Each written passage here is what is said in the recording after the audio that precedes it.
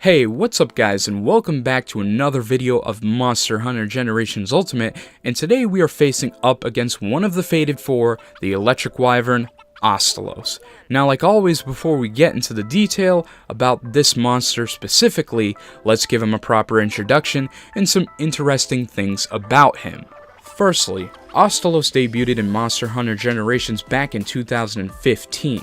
Now, if you look closely at the Astalos, which by the way it's not on the screen, that is heavily inspired by a few type of insects.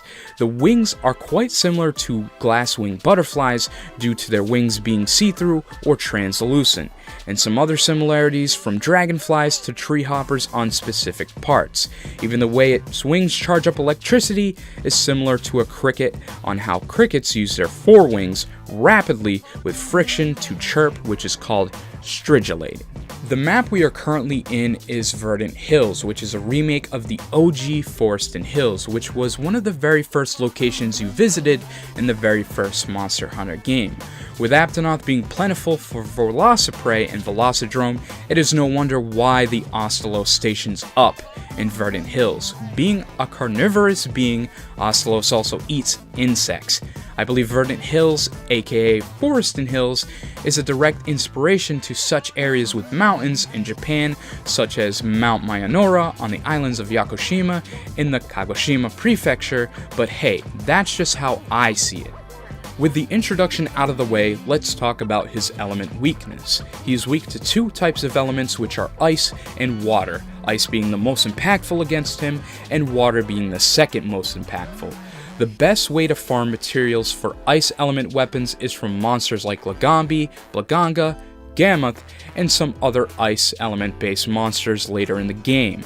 As for water, there are plenty of water element based monsters like Royal Ludroth, Daimyo Hermitor, Nibblesnarf, Mizutsune, and a few others up in high rank. Next, let's talk about the low rank armor and the skills it comes equipped with. With acquiring all 5 pieces of the armor, you will gain 2 skills, that being Crit Chain plus 10, which increases affinity on each following repeated attack, and Stun plus 10, which will systematically reduce stun attacks by 50%.